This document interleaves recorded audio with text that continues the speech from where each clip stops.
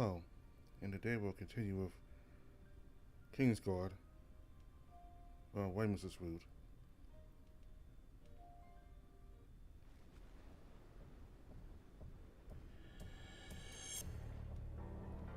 This is, of course, assuming you can actually get the job done.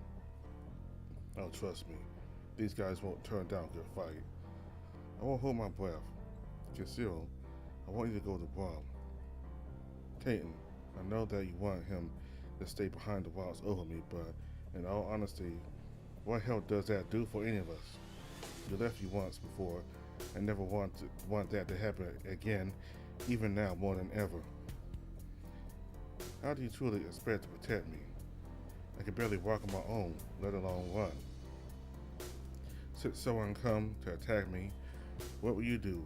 Carry me away from danger while also defending yourselves? I just can't imagine that working out too well.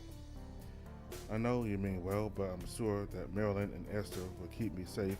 In the meantime,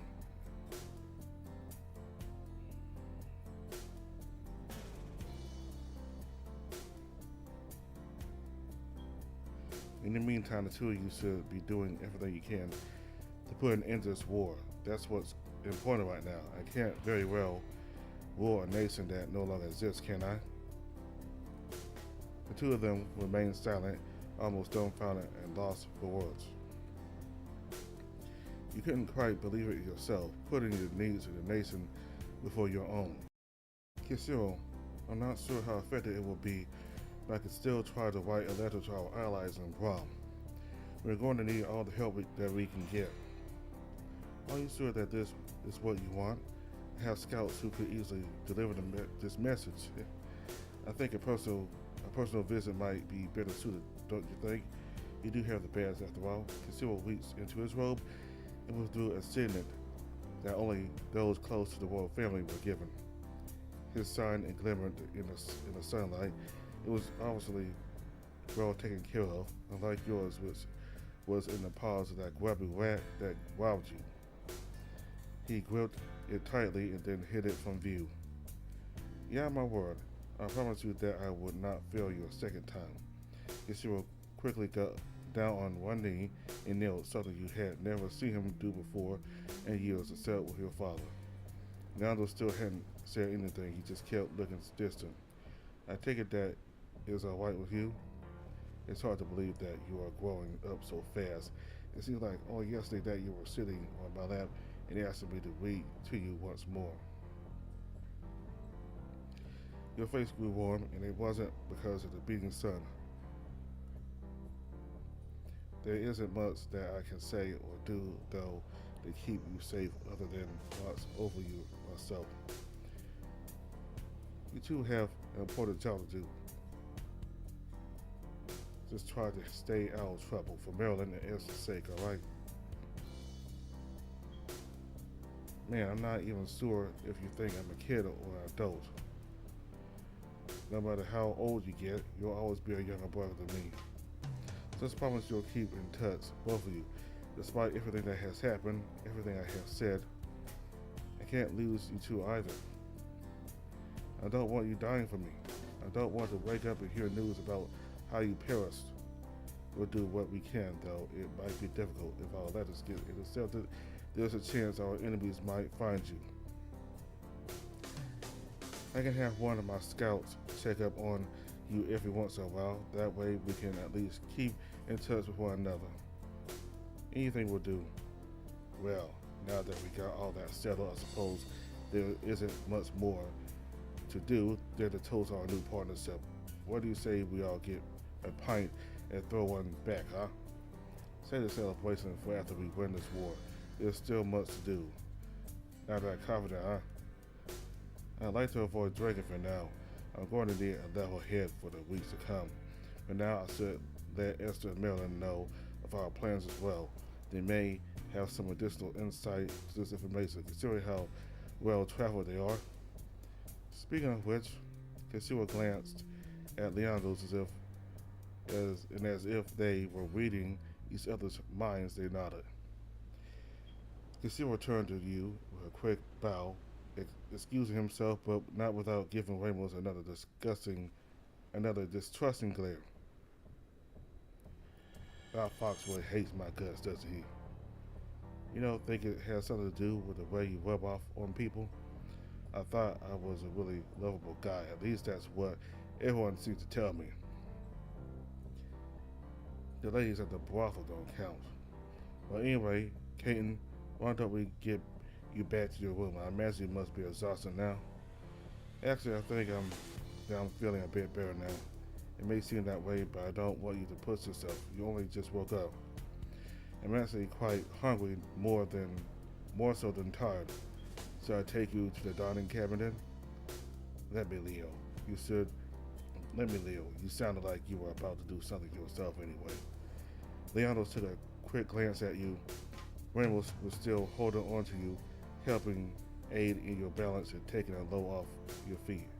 I'll be fine. I'll go get something to eat and then I'll head straight to bed. Don't worry, Leo. I'll take good care of him. He hasn't broken any bones around me yet.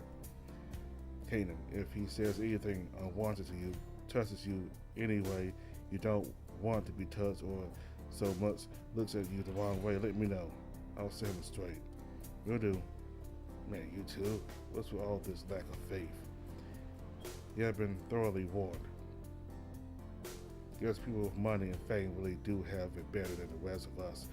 People bowing before you left and right, never have to worry about starving, got bodyguards willing to throw their lives away for you. You want to talk?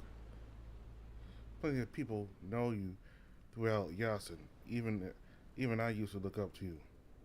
Used to. Well, not on your list anymore.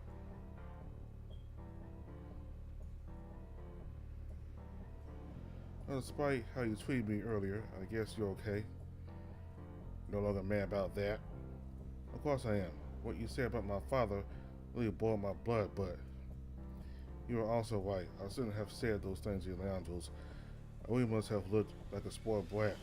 We all haven't been thrown overboard yet, so I must be doing something right. If it's any consolation, though, I can see that you're not all that bad either. Still just a kid, though. Speaking of kid, you can start calling me by my name, you know? I'll try to remember. The stomach grumbled as I tried for food. Being asleep for as long as you were, you imagine it would have been difficult for anyone to bother trying to feed you. Now we're witnessing your body's fury.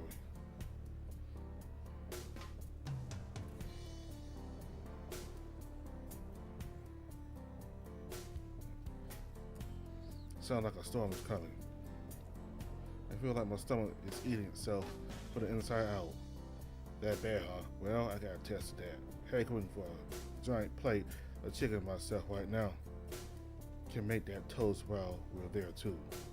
Is it even okay for me to drink in my condition? Who knows?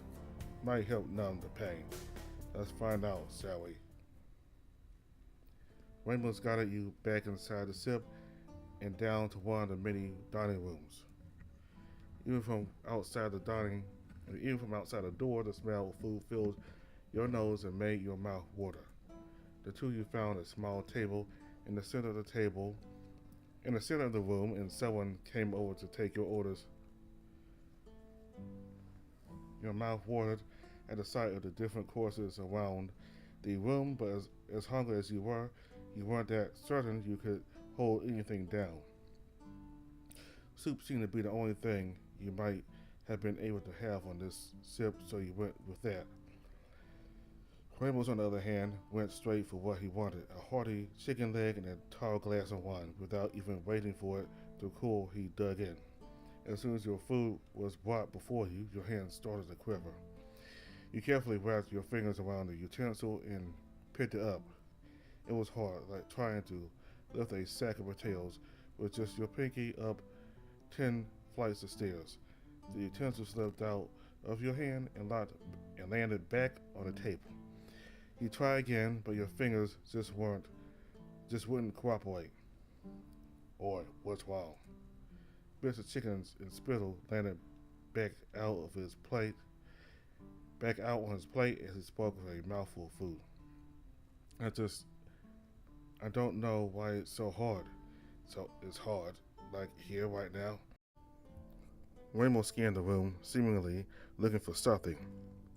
Not really anyone particularly interesting, you think. About someone.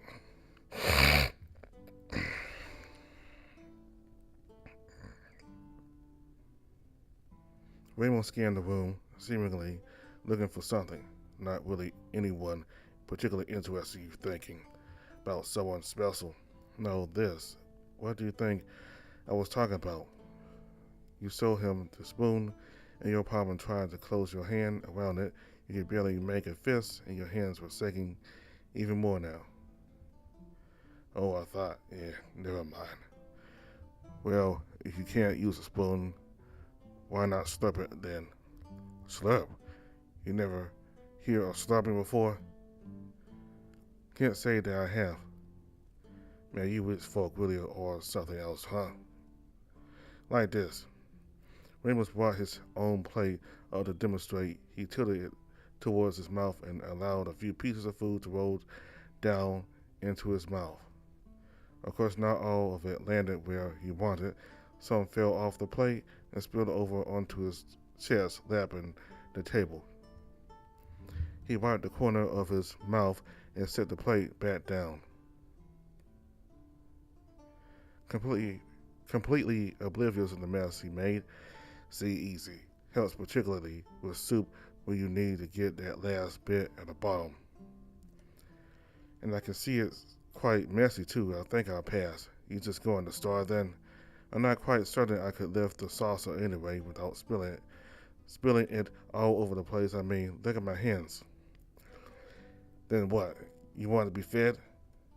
Ugh, you're sure you're not a princess in disguise.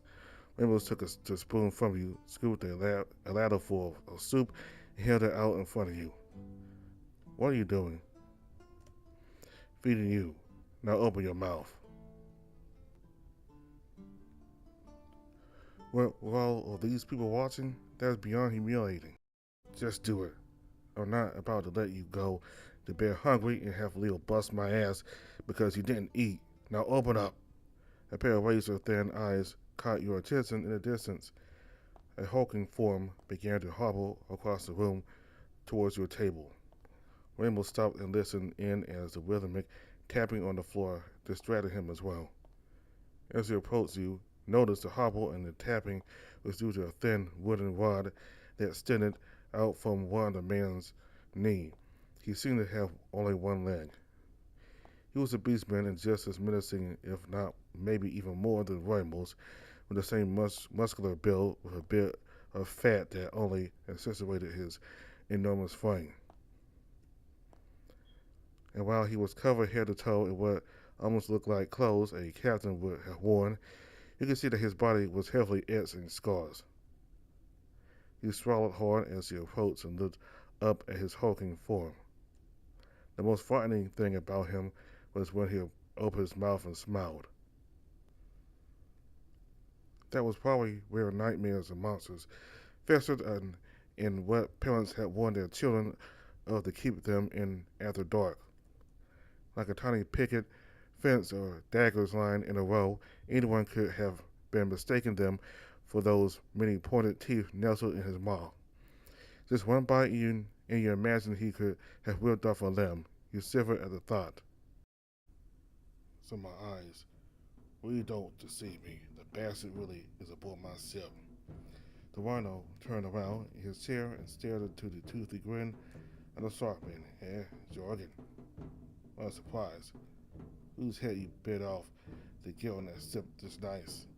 Rainbow stood and matched the visitor in height. It made you feel like a child again, looking up at two grown adults. The two sized themselves up, and you could feel the tension begin to thicken in the air. That's Joshua to you. And watch your tongue, and I'll throw you overboard. Is that any way to speak to an old friend? You're about as much of a friend to me as a mosquito in winter.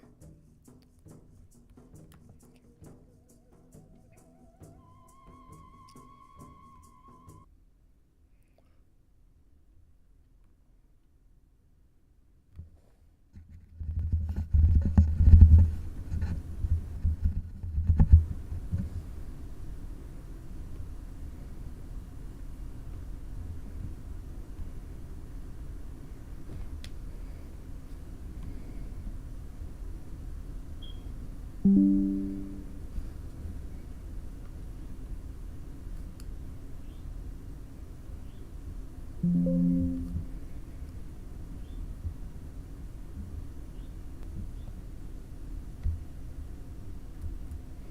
my eyes really don't deceive me.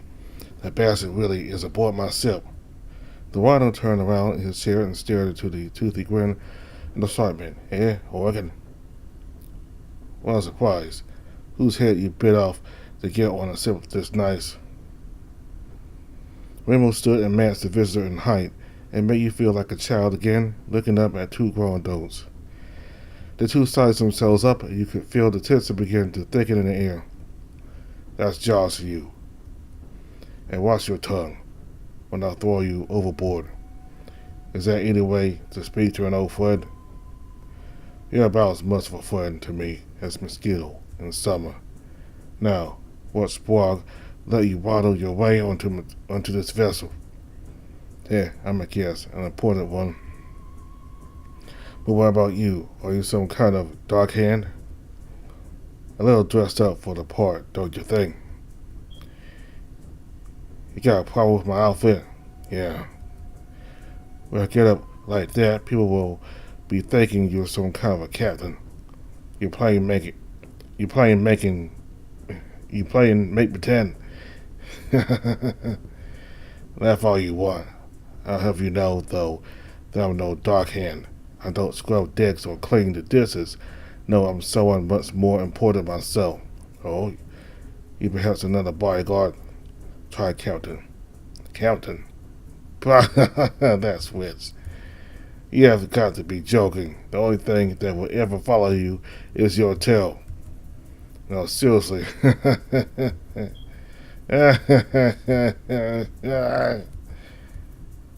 You're not serious, are you?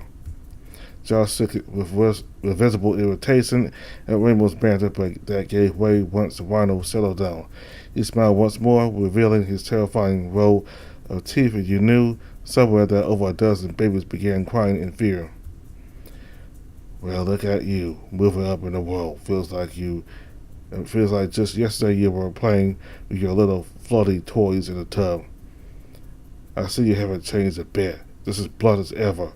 Not a single bit of tat in your body. At least I've made a name for myself. I'm quite well known in Havana, for instance. It was probably very well known in all the brothels. Unlike you, I ain't ashamed about that. Not very many women approach you, let alone men. Probably still a virgin. I'll have you know, I got a lass already waiting for me. Oh, is that so? And what's he's like? None of your damn business. The two stared down at each other for a solid minute. You were, and likely the other people in the room, were wondering just what they were going to do next and whether they should hightail it out of here. But the tension was broken with boisterous laughter. Wow! The two policemen outstretched arms and took part in one of the most intense hugs you had ever witnessed. Part wrestling, part show of strength, you could see their muscles stiffen with tension and veins bulge as they squeezed each other as if in a contest. Ready to join in, your bones likely would have snapped like charred twigs. You weren't quite sure what was happening.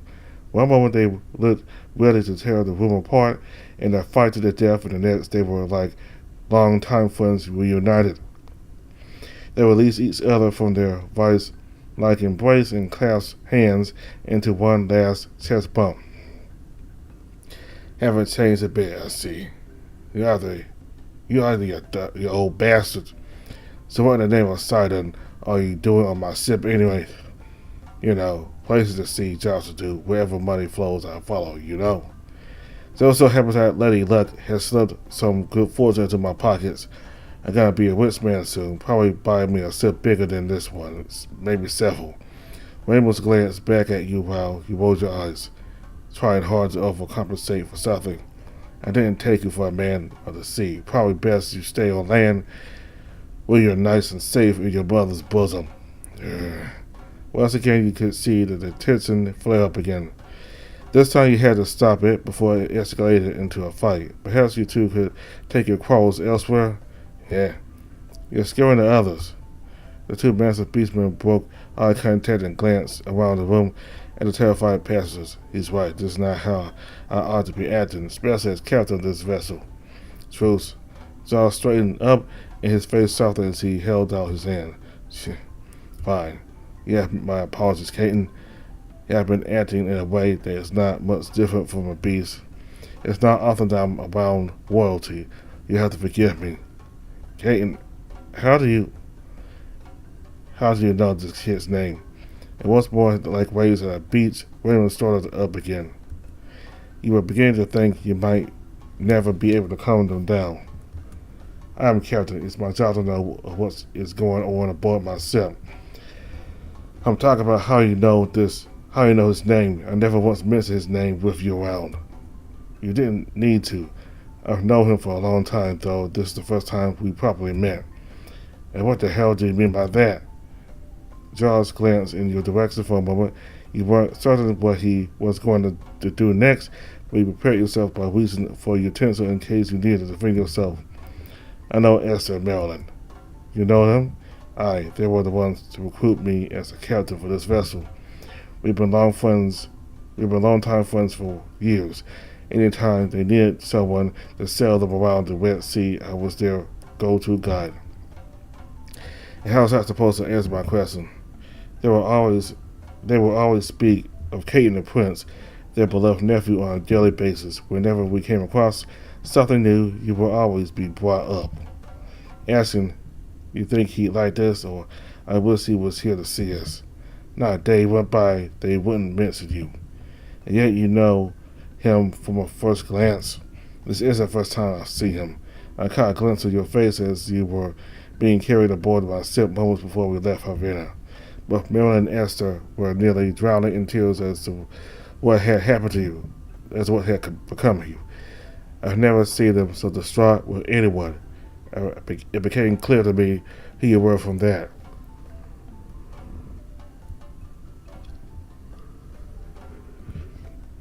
You know, the two of them used to tell me stories about someone just like whenever they visited me. A captain that would take them around the Red Sea. My favorite story was of them being rescued during a tavern brawl, and for two old folks, they were actually pretty capable without me. I just kept the laws of beasts at bay. So it really is you then. What are you saying? You actually believe them? He doesn't have a reason to lie. Esther and Marilyn are already aboard the ship.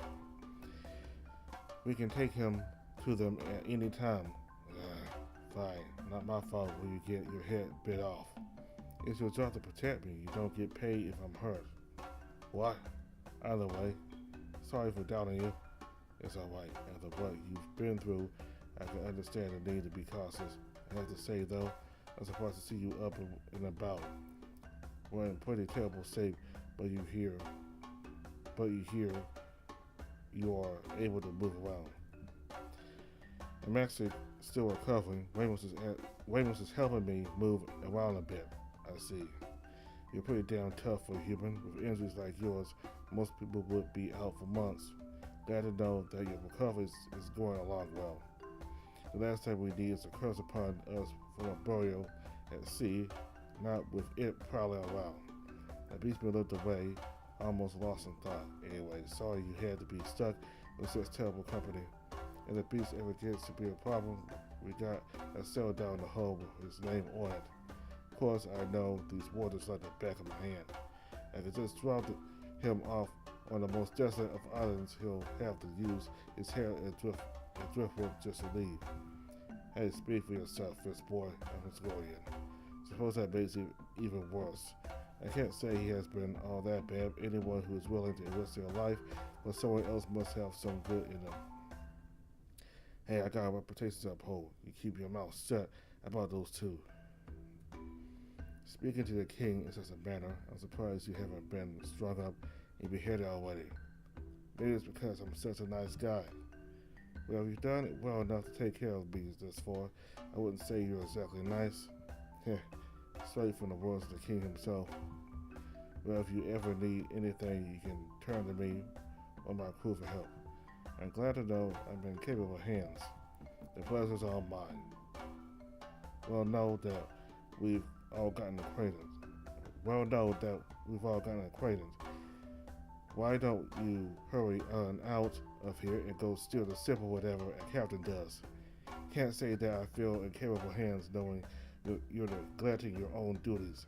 You really know nothing of life on the high sea. I'm not the only one aboard who can steer a ship. I need to sleep too, and when I do, my first mate acts as helmsman. Not only that, but this ship is a thing of morals and is fully capable of keeping itself steady without anyone at the helm. Call it the beauty of engineering. As I shipwright, crafted from blueprints, said to be lost in time. There's not a ship out there as sturdy, as fast, and as magnificent as this one. It is beyond one of a kind. Not like there's much to crash into one. Not like there's much to crash into out here anyway. You'd be surprised if fog could roll in and we could stray off course into dangerous waters. There are many islands and rocky areas that have claimed too many lives. But you can place your trust in me. I'll feel safe once I see land. We'll be waiting a while then. We ran into a wee bit of trouble when we were making a journey towards Havana, and we'll be taking a bit of a detour. Nothing to worry about, though. That makes me worry even more. A scrawny-looking human entered the room and headed over to your table. Pardon the intrusion, Captain, but there is an issue that requires your attention. What is it this time? It's a meal again. That boy's becoming more of a menace than his worth. The Sarkman shook his head. It looks like we will have to cut our chat short. We'll have to find time again to meet, perhaps at port for a drink. So long as you're paying. I wasn't talking about you. But you'll probably just invite yourself regardless. But until next time, Your Majesty, and should he do anything you disapprove, let me know. I won't hesitate to throw him overboard. The sea-hardened beastman wobbled his way out of the room, and left you alone with Ramos, as if he has the strength of manpower to throw me overboard. It should be him who should look over his shoulder. Ramos cracked his knuckles as if he were preparing for a fight. It's only been a few days since I left the capital, and I feel like my life has been flipped upside down. Can't say I've met anyone quite like him, especially that accent. He's so typical.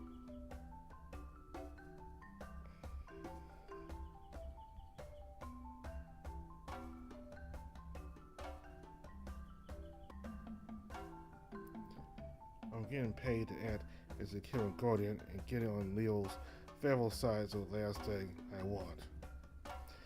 Just be careful who you trust. Not everyone will go out of their way to bow down and earn the king's favor.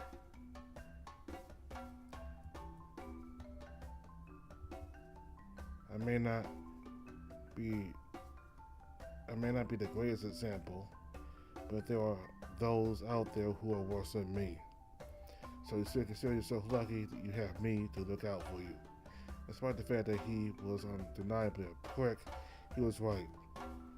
You could take in the sights and marvel at the novelty of the world, but with the invasion of the castle, you learn just how vulnerable and powerless you really are. Even aboard the ship, you would have to be wary. Anyone could be your enemy and could easily sneak into your room and finish you off. Tonight, you will probably sleep with one eye open. You spent most of the trip either recovering your room or hobbling along the deck of the ship for fresh air. Ramos didn't seem to visit you very often, likely because Leandros told him to keep his distance. The doctor who was the one to patch you up came to see you every so often to check on your condition. He seemed surprised at how quickly you were recovering and said that just a few more days of rest in bed and you would likely be able to walk with no problem at all again. Though despite your quick recuperation, you still weren't allowed to do very many physical activities, but because your back didn't seem to bother you so much anymore, it seemed alright with you. Leandros prohibited you from training no matter how much you pleaded.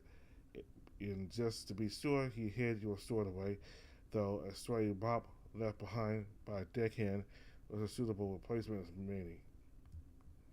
Time stretched out in the open sea. A minute felt like an hour, and each hour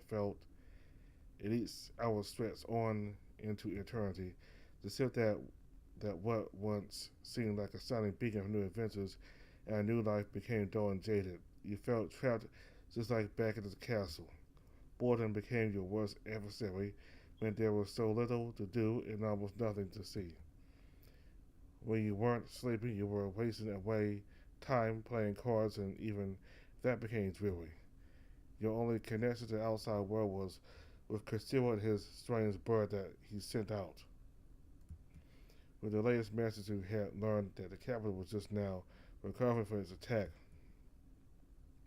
The assassins were gone for the most part, and all had either fled or were captured, though they ended up killing themselves before they could be questioned.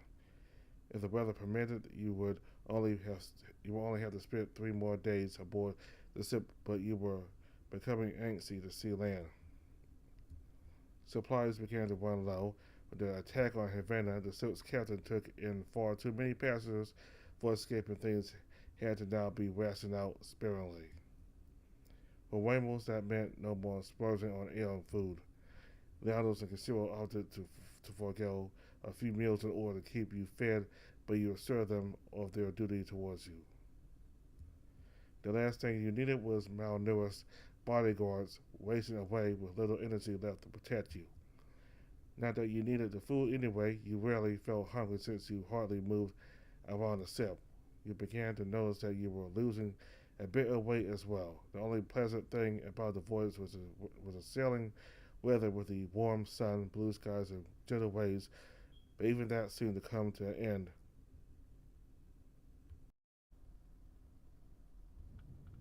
A cloudburst furiously beat down upon the ship, and with high winds,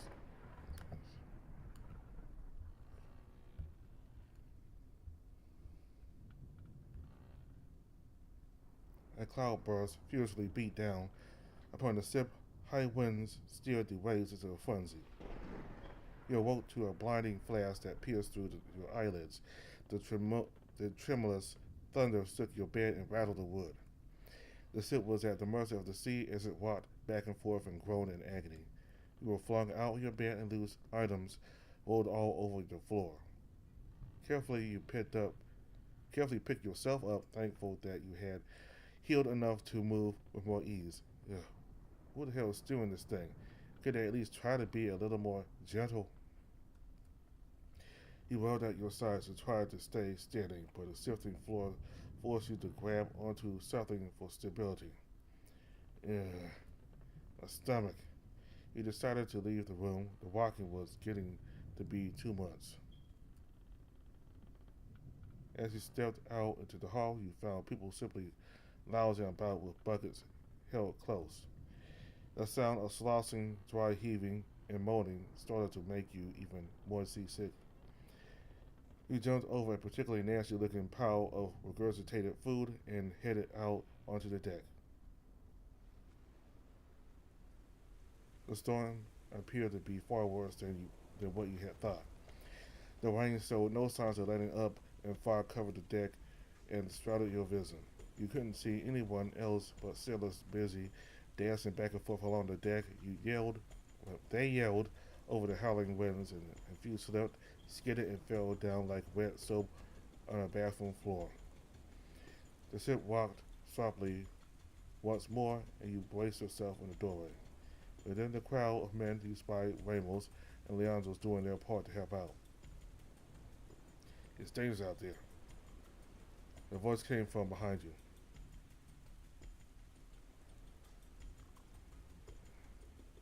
I'm supposed to know it was Castillo. I mean, question marks.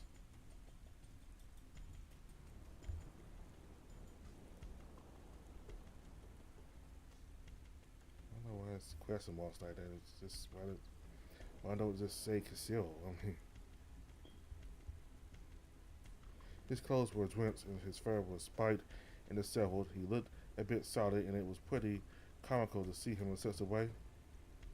He stepped out of his way and he went out onto the deck. Any idea when this door would end? You had to raise your voice. The rain, the wind, the waves, the thunder, and the men yelling were all competing for his attention. I don't know too much about weather at sea, so I can't say when it will subside. Personally, I prefer to avoid stepping onto a ship. Being surrounded by water puts you in an inconvenient situation. Being caught out here and waiting for the mercy of nature is one other.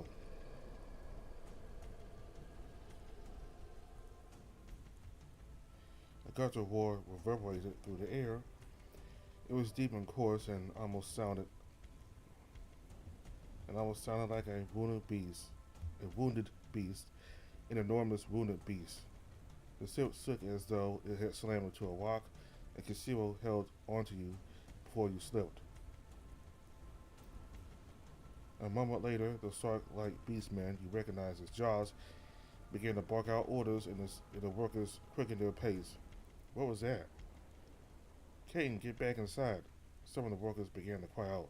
Others screamed and ran like maniacs, and the shark man yelled even more. I can't hear him. What's he saying? Get inside. Why? What's wrong? Just get inside. The ship shook as though it had crashed into something large. Unable to keep balance, you tumbled out of the doorway and slid forward onto the wet deck. The entire crew grew silent as everyone recovered from the tremor. It took you a moment to gain your balance, but once you did, you discovered why it became so quiet. A foul scent in the air, mixed with the freshness of the rain, it was undeniably familiar. Everyone on the ship was turned in the same direction, looking off of the ship in awe. A few backed up slowly or stumbled over their own feet. The thin outline of a shadow rose out of the sea, higher and higher until it was taller than the main mast. It loomed over the ship, and a pair of sharp, sinister eyes pierced through the darkness. It had a long, slender body, and each flash of lightning revealed shivering scales. You traced fins along its back up to its enormous head, where a pair of wing-like ears flapped. The beast's eyes scanned the ship, searching for something until it rested on you. It opened its mouth, and you saw row after row of swords for fangs as it wheeled its head back and dove down. The deckhands scattered away as the beast sucked its teeth into the ship, ripping into the railing and sending splinters flying. The crew members nearest to it either became trapped within the jaws of the beast or thrown backwards or flipped overboard into the sea. You fell flat on your back, the force was too strong for Conceal to keep hold of you, and he was sent to the other side of the ship. Look back up, the monster's face was mere feet away, and its eyes still glued to you. It tried to open its mouth again to bite, but it appeared to be stuck. Get him now while he's down. The sharp beastman cried as he charged forward with a cutlass waving in the air. Only a few sailors moved forth, most of them stunned by the size of the creature. Katan, Kishiro was up from behind you, dragging you back away from the snake-like beast, but it didn't take kindly to that. The creature wiggled around more, rocking the ship as it tried to open its mouth again to get closer to you. What the hell is that thing? Forget about that. Let's just get you back inside. You tried to stand, but your feet refused to listen.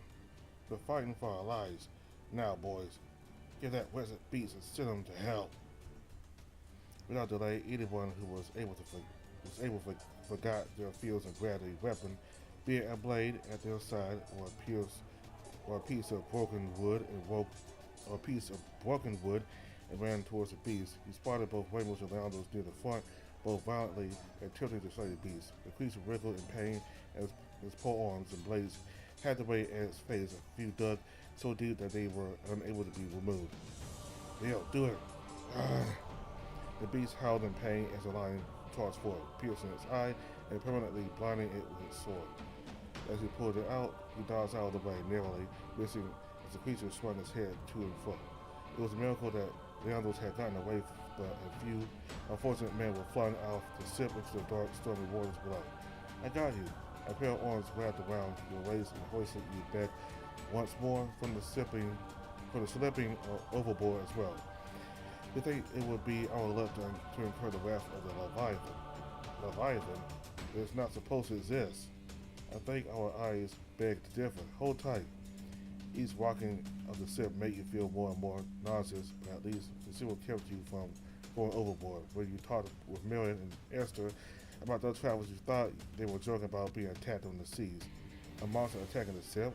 That was something you had read about in fairy tales. A surge of adrenaline coursed through your veins as though you were in great danger. This all inside of you. The ship seemed to be safe for the moment, and a few of the sailors cried out in cheer. Keep your arms ready, fools. We haven't seen the last of it. Katan, get down. As if responding to the captain's warning, a large, sinuous tail slapped the deck of the ship, crushing several more underneath. Rope that kept bells and other merchandise tied down snapped, and various goods of all shapes and sizes began to roll and bounce dangerously along the deck. The tail continued its rampage, swiping back and forth, knocking down deckhands and slamming to the ship's mast. Again, the workers moved forward, attacking the creature with intense fervor. The creature's scales splattered onto the deck as the sailors attempted to slice through its dense skin, and the boat began to show signs of cracking. The ship's groans harmonized with the beast's growl. Sooner or later, one would fall, but with how wild the beast was still fighting, you already guessed which would win in the end. With how violently everyone was fighting, it would soon be for naught. You looked around through the chaos, hoping to find some means of escape, a lifeboat, anything. Heeding Kisuo's advice to head back into the ships wasn't ideal. There was no way a single piece of driftwood would ever make it back to harbor. The beast retreated, diving back down into the deep, and like that, everything became quiet once more. Bring the ship to full power. Get us out before it comes back. The crew scurried along the deck, still just as disorganized. They pulled the mast taut, and you could feel the ship jerk as it began to speed up. But you could feel it deep in your heart. There was no escape. It was going to come back, and this time the ship wouldn't survive another hit. You picked yourself back up off the floor and was over to the side, hoping to find some sort of lifeboat. As you peered down into the water below, you saw a faint light begin to rise to the surface. It rose up from the sea and stared back down at you, and you back at it. It slowly opened its mouth once more. You couldn't scream or move. The sounds around you dulled, the voice of the captain barking orders, the crew yelling, the rain pounding against the deck, the wind howling, the thunder beating. It moved back down, far more slowly than before. A thick liquid dripped out from its mouth, splattering the deck. You closed your eyes.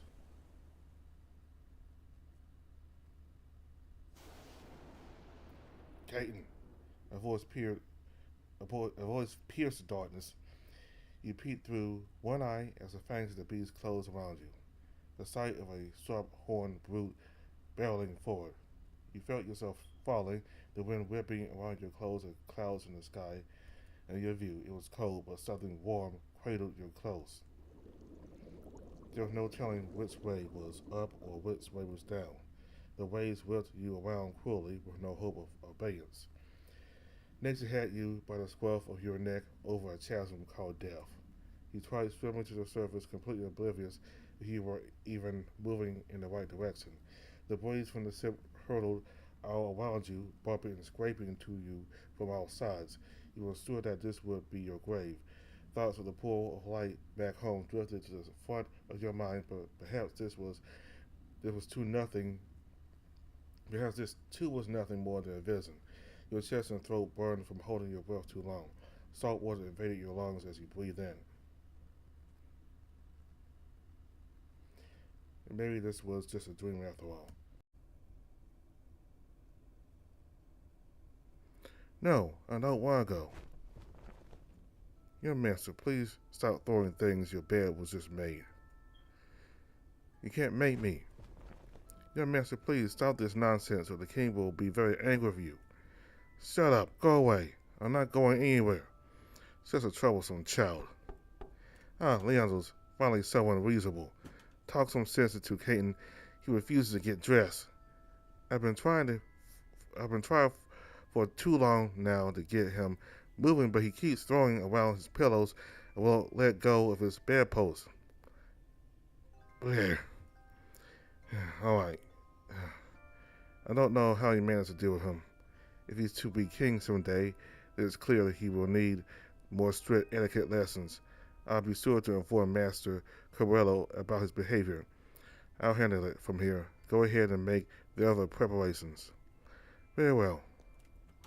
Katan, you go away too.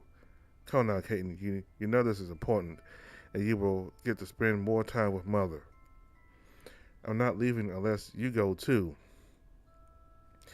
You know I can't go along. Why not?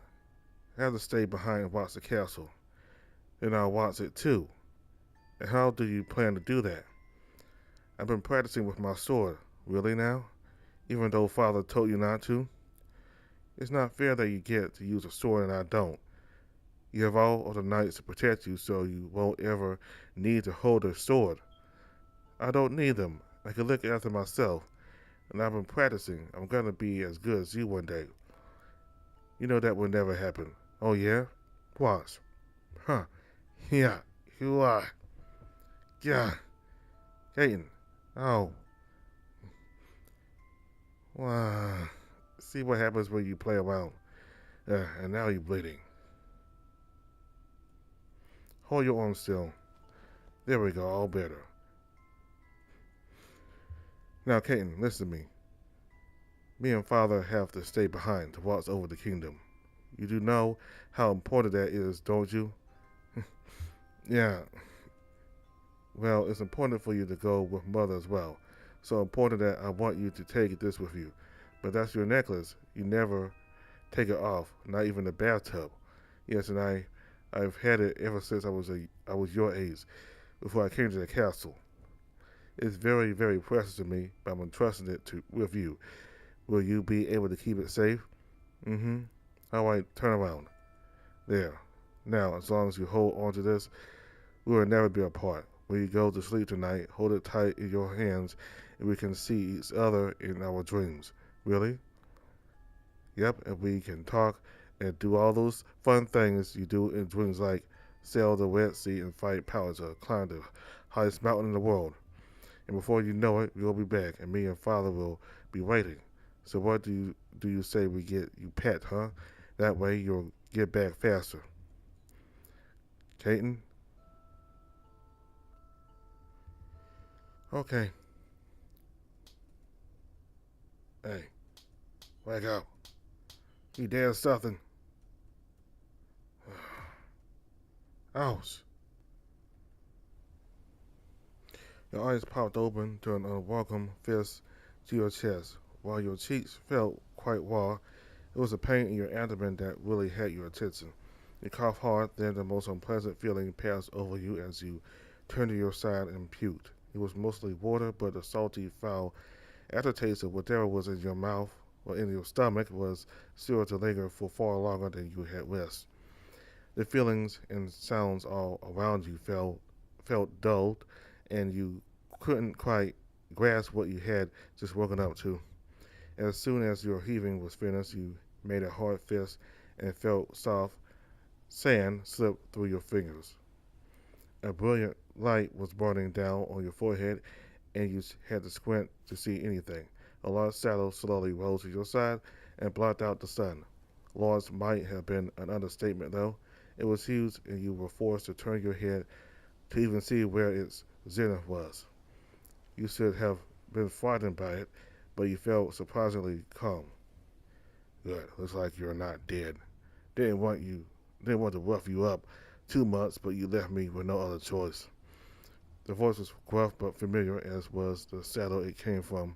You squinted as your eyes became adjusted to the light, and the man above you grinned once as though he was pleased with himself. He rolled at your side once more, then fully sat up. Ah. Your arms ached in pain as you attempted to sit upright. When you rolled up your arms, you found your arms were covered in bruises. Look a little beat up, but you'll survive. Ramos, on the other hand, didn't look any different. He was covered head to toe in scars already. It was impossible to tell if he even got injured from the attack on his hip, since he already looked beat up. Hey, you alright? You were still feeling a little disoriented, and you answered him unwittingly. Yeah, right. Well, you've been staring out at the sea for nearly a minute now. You see a ship out there or something. You were still stuck in the daze of being woken up so abruptly. A flurry of memories began to flood your mind, though you'd rather have forgotten them. Ones of the ferocious creatures, the creature with sword-like teeth that chomped down and tore apart the ship apart like red paper. Of the sailors and refugees flung through the air before falling into the beast's jaws. Of that thing with its cold, dead eyes bearing down on as if you were its main cause, its reason for attacking the ship. You wish this was just a dream, but with all the wreckage from the ship scattered on the shoreline, you just had to believe it was true. We really are alive, right? Well, about that, I'm not so sure actually. Ramos looked dead serious, though it was only a matter of time before you could see a crack in his face and he could no longer contain his amusement. You know, this isn't something to joke about. You never know. We could be ghosts chained to wander this world forever. Ramos wiggled his fingers as he creeped in on you, adding in ghostly sounds while you just rolled your eyes. Of course I am, but you're just so damn gullible it makes it easy. You ignored him as he chuckled at his own joke and pulled off a bit of seaweed tangled around your leg, though can't say we're out of the woods just yet. I don't have a clue where we wound up. I'm hoping that the currents took us to the mainland. Of course, if we were swept away and lost ashore on an island, we might be screwed. Why is that? You think all the islands in the Red Sea are bustling port towns? Most of them are deserted. We could find ourselves stranded here for months, maybe even years, and not a single ship will ever stop by. Could we maybe build a boat then?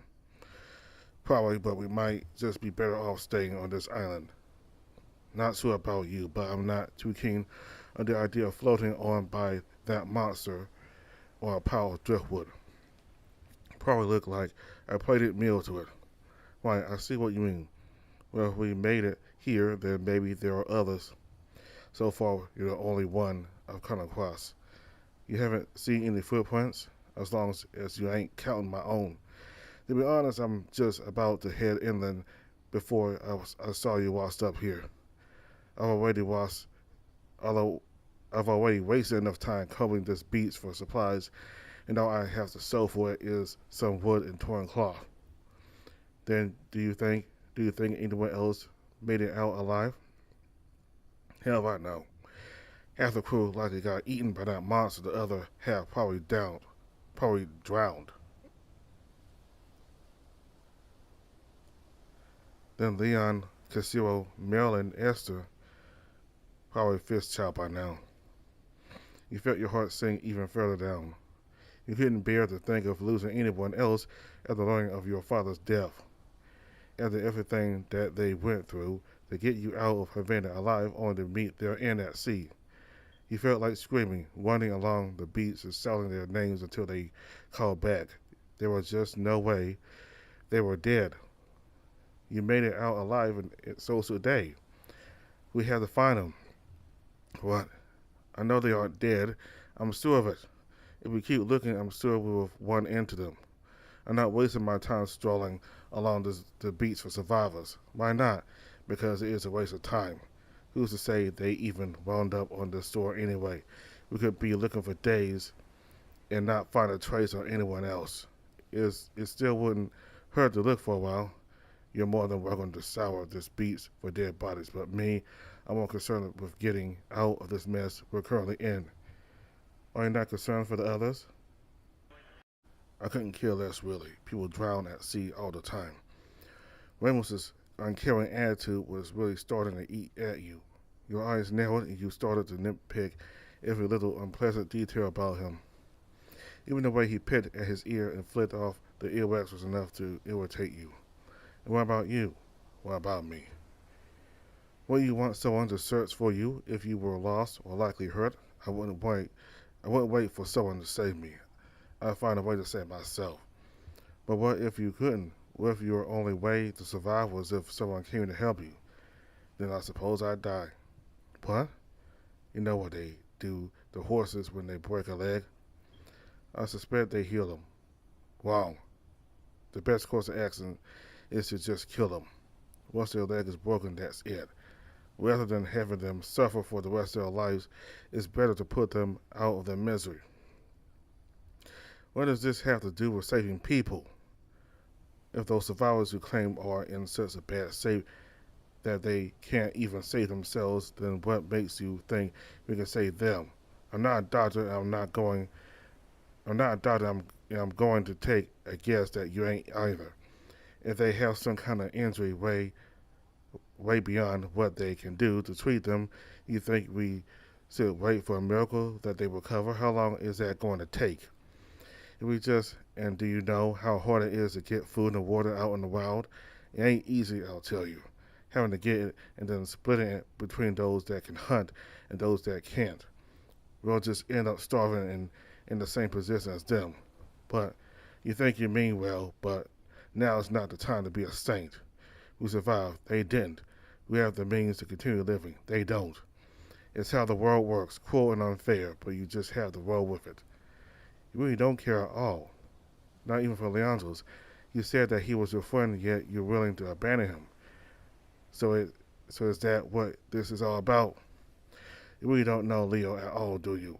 You think a little storm and a boogeyman is enough to stop that lion? That beast was nearly as long as a sip. Regardless, you saw the way he was when he found out you were all right, crying harder than a newborn baby. That man is so devoted to seeing you safe and sound, he would likely part the sea to find you. Doubt he died from that. He lost 2 months to give up on you. All the more reason to go out and search for him then. He is probably looking for me right now. He probably is, but right now our survival is more important. If he had half a mind, he wouldn't waste his time looking along the beach for you. He would head to your relative's place where we were supposed to go. I already had a rendezvous set up. Wouldn't it be smart to take advantage of that and go there first to regroup? I'll take it that you agree with me. You didn't want to, but again, the giant lug had a point. Was anyone really going to wait around to be saved? How long would you have had to search the beach until you found someone? It was really getting frustrating having him prove you wrong. You wish just once that he didn't have all that. But now that we got that out of the way, we can move on. And by moving on, I mean getting away from the water. To be honest, I feel like a sitting duck just standing this close to the ocean. That thing is still out there. I don't want to know if it's capable of chasing us on land. I'm pretty sure that thing can only survive in the water. Not taking any chances. We're close enough that it could still pop out at any moment and drag us back in. I know where I've met my match. That thing got me good aboard the ship, and now I have this gnarly looking scar. But I made sure to pay it back though.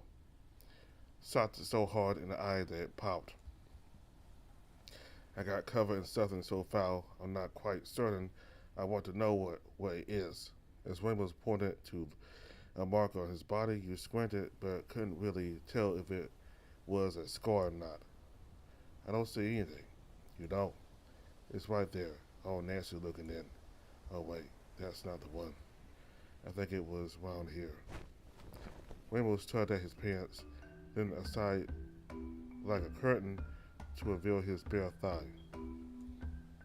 What are you doing? Showing you the scar. Or did you think I had something else in mind? What? No.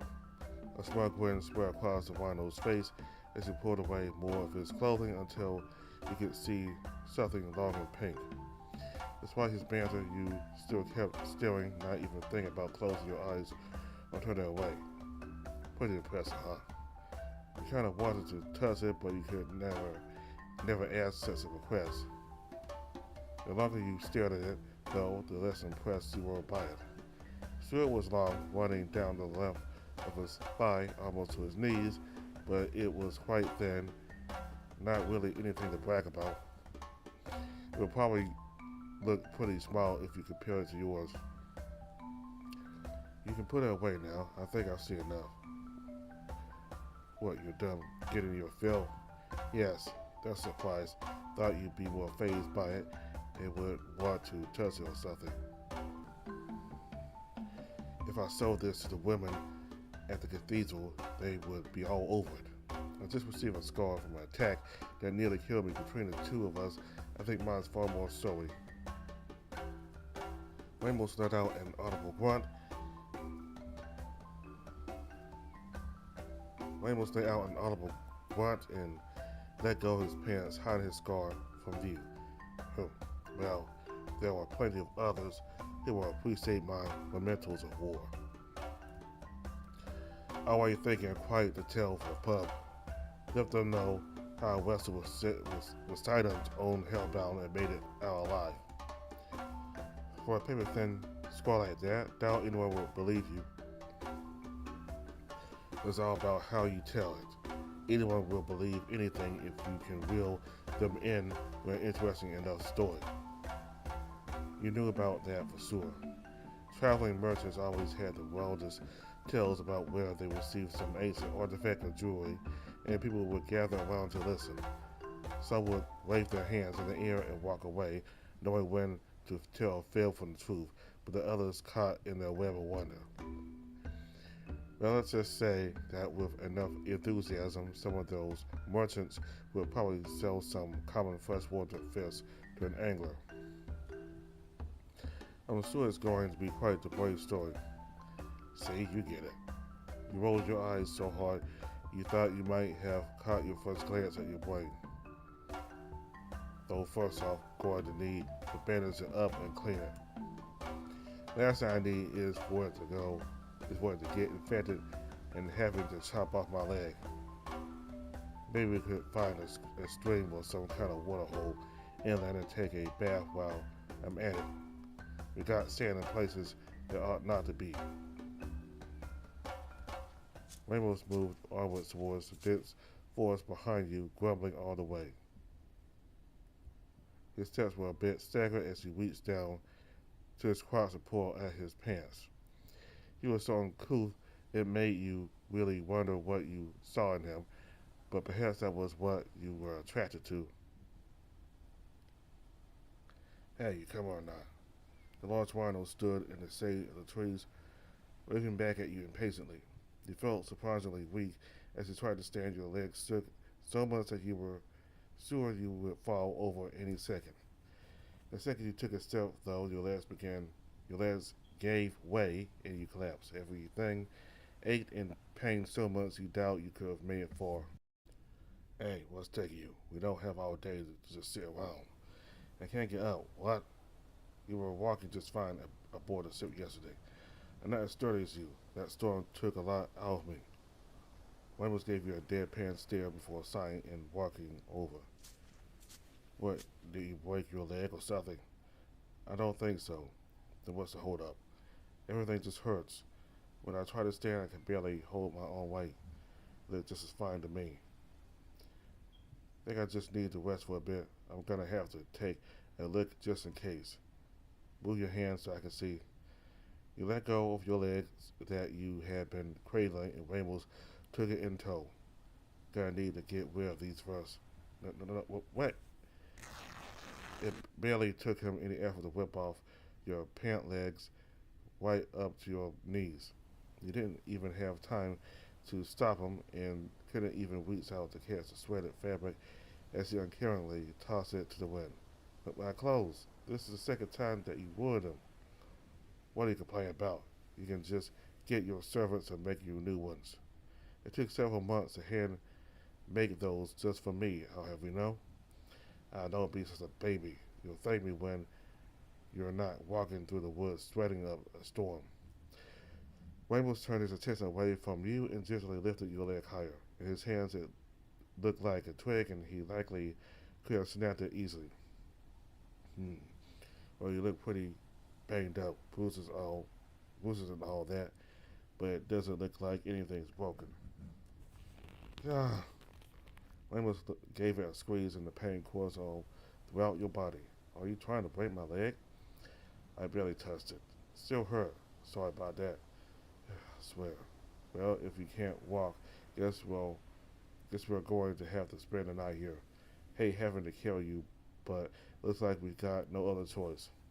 What do you Before you could protest any further, Ramos lifted you up and threw you like a sack over his shoulder. Unhand me. You tried to kick and pound you tried to kick and punch your way out of his grasp, but all it did was tire you out more. Relax, kid. Carry I'm not carrying you all the way. Mm, you feel a bit lighter now. Suppose you weren't able to eat much aboard the ship. We'll have to find something filling for you. Leo would probably Leo would be pretty pissed if I returned you to him as a skeleton. You didn't even want to think of food as your stomach started to churn at the thought at the sudden feeling of vertigo of being flung over his shoulder. The rhino carried right over to the edge of the forest and stopped by a tree before dropping you down gently with the utmost of care. Ouch. If gently was even the word for it, he whirled at your side and turned to him crossly. Hey, what the hell, not so hard. I'm still sore. Ramos turned towards the forest as if he didn't even hear a word. Stay here and don't move. I'll be back. What? And where are you going? To find us something to eat. Why, are you leaving me here? Well, I certainly can't bring you in your condition. You had read enough tales of the dangers of the woods, both tall and true. It was a place where creatures in the night would prowl about, mouths dripping with saliva as they hungered for their prey. Well, something comes out from there and attacks me like a bear or a wolf. You got your sword, don't you? Just poke him in the eye. The other do it.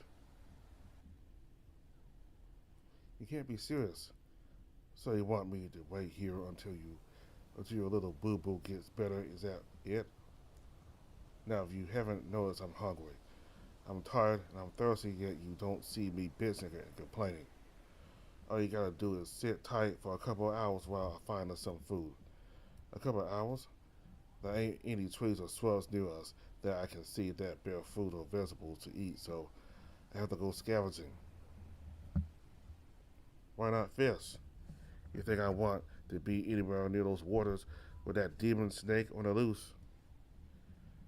Look, look, I'm going to be gone for a while, so just sit tight. Since it doesn't look as though you'll be able to go anywhere far today, we'll try our luck tomorrow. You can make yourself useful by starting a fire. We'll, will keep us warm at night, and hey, who knows, might even attract some of those visitors you were raving on about. You can at least do that, right? What do you mean? What do you mean with like sticks and stones? Yes. Oh, well, don't tell me. I've never actually made a fire before, especially not one with such basic materials. The servants were always in charge of lighting the hearth for me.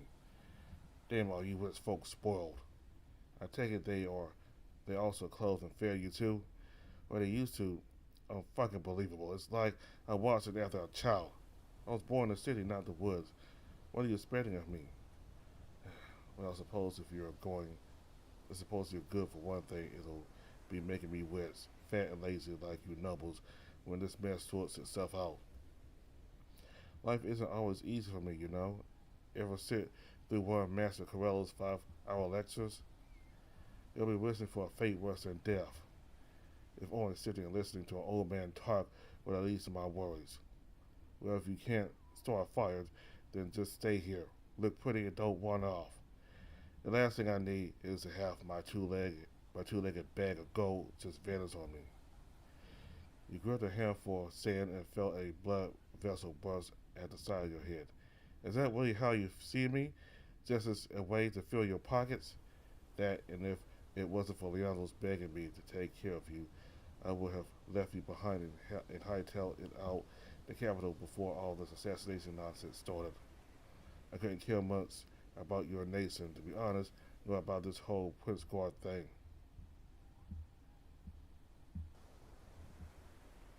It's Kingsguard. Whatever, I tried to avoid getting involved in all this political bullshit and wars. Regular guys like me who are just trying to make a living don't need to get wrapped up in all this. But seeing as how far I've come, I might as well see it to the end. I will say that when all this is done and you're safe and sound in your bed with a glass of warm milk at your side, I expect to be paid quite handsomely for all the shit that I've been through. It was your decision to come along. No one forced you. But me, I had no choice in the matter. These assassins are coming after me and I don't even know the reason why. Trust me, if I had known things would turn out this way, I would not have bothered taking this job.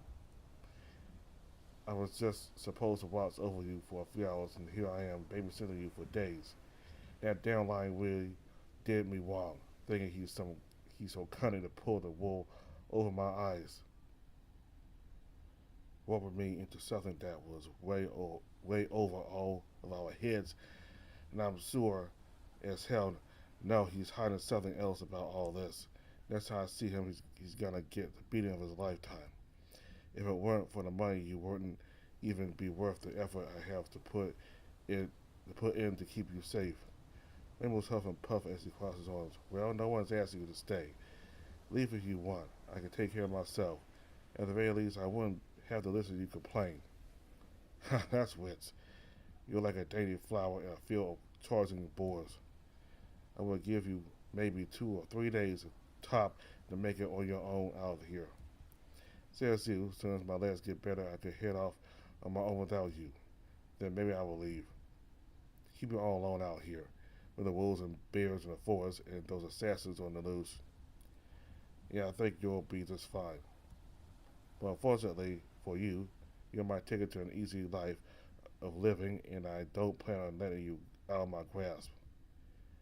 Now I'm starting to get hungry, and believe me, if you think I'm bad now, you'll be hating life in a few hours. So be a good little boy and stay put. Rim was headed into the forest behind you, grumbling and complaining and swearing all the way. You could tell when he was finally gone, when you could no longer hear the tantrum. Seriously, what is his problem? He's the one who doesn't have assassins after him. He's the one who didn't lose his father. You tried to stand again, only to have a sharp pain run down your leg. And at the very least, he's not the one in pain. Why did I have to get stuck with him? Never before had you met someone talk to you the way they did, and so direct too. Why he be hanged for such a spectacle? You the servants in the castle had some tact, keeping their persistent gossiping down to just barely a whisper while in your presence. You always suspected him to be vulgar, but seeing it this close up was severely off-putting. While just leaving him behind for him to return to an empty camp would have been satisfying all on its own. It could send a few coins his way for the trouble, but it would hardly be anything close to a king's ransom that he kept wagging on about. Suppose for now, though, I'll use him. He at least seems to know what he's doing. When the moment I find out where we are, or we stop by a town, I'll ditch him and find my own way to Vandenforth. Anything is better than another moment near him. With a bit of money, I can easily make my way. Just buy food and lodging, and I will be all set. You reached for your bag of money and that you had always carried with you, and found a tear in the side. Not a single coin remained. Suppose I'll have to get some money too. It would be so easy to just tell the people that I'm the prince, though. I thought crossed your mind. Remember, just over a week ago with your one end with that rat before Leandro jumped in to save you. It was an alternate still, but no one you wanted to resort to. But not one you wanted to resort to.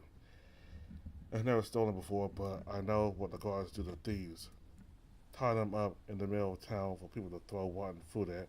Knowing my luck, they might cut off my fingers or my hand. Suppose I could always pawn off the blade Marilyn and Esther gave me. I'm sure they would. I'm sure they will understand. And when this whole fiasco is over, it's all over, I could send out some soldiers to go look for it again. And we purchase it. You pat at your side to assure your blade was still safe and secure. At least the storm didn't take everything from me. Esther, Marilyn, Leandro, Castillo, please be alright. You collapsed your fingers together, bowed your head, closed your eyes, and prayed. You normally didn't believe in praying to the gods for good luck, fortune, forgiveness, or whatever else people pray for. But now was an appropriate time as any for them to prove that they do exist. Yeah, seriously, again? You toss a long stick to the side in irritation as the breeze. Once again, it waits a sand drawing you close, drawing you, a sand drawing you were so close to finishing. Now stop, right here.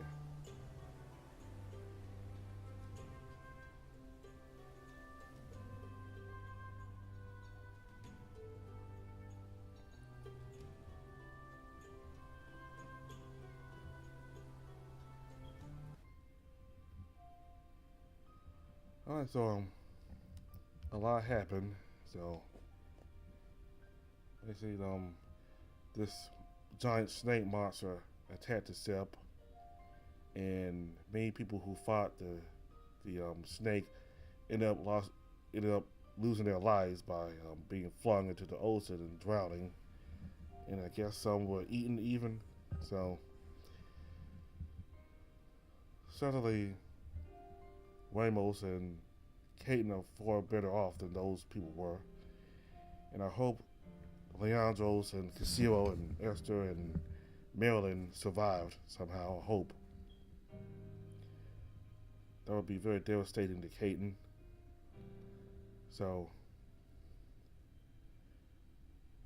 we got to learn more about Ramos and his philosophy about the world, and it's kind of a little bit cold about it, but I guess, we are not. So we got to learn more about Ramos and his philosophy, about the world and stuff. And he believes that basically that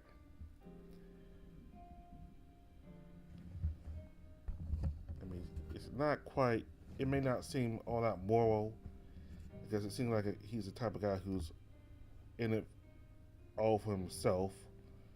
Really, he doesn't really care much about other people dying. I guess he's the type who, hey, if you die, you die. He certainly didn't care all that much about the people who died. And I guess he doesn't really care all that much about him dying himself. So, it's also good to see that he doesn't treat him, that Ramos doesn't treat Katan like an actual king. Like, he doesn't tolerate Katan's attitude, and he talks real blunt and stern to him. And Katan, being the king, being born, being royalty his entire life, he's probably not used to that. So, he even said that some people might have been hanged for talking like that to a king or a prince. So, well, right now you're on an island, and this is not your kingdom, and you're not his king. So, yeah. So, but again, Williams did talk to him just as blunt and stern, like when he was in the capital, not in the palace. So, Ramos, he's very blunt and stern. He's not really one to grovel and so absolute respect to authority figures, especially when those authority figures are royalty. So now, obviously, Ramos is only doing this for himself. He's not doing this for Katan or Leandros. He's protecting Katan for himself, because he believes that once this is all done, he'll be with. And he did risk his life to save Katan, even if it's just for money. Like he helped everybody fight that monster, and he got that scar. So yeah, I don't think he cares about Katan that much. I mean, sure he was. He probably. I mean, he's not totally a bad person. I mean, he didn't like the way Katan yelled at Leandros.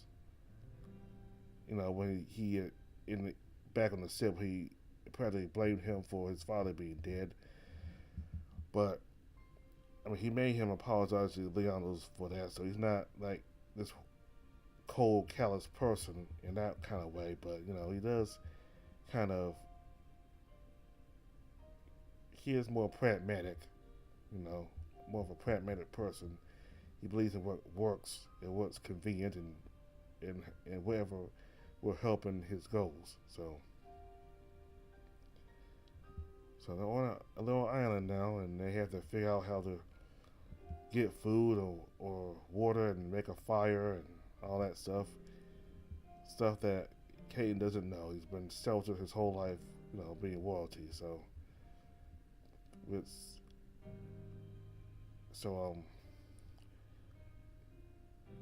he's obviously in pain. He can't walk. So Ramos is gonna go into the interior of the island to get some food or water, and Katan will be left to start a fire. So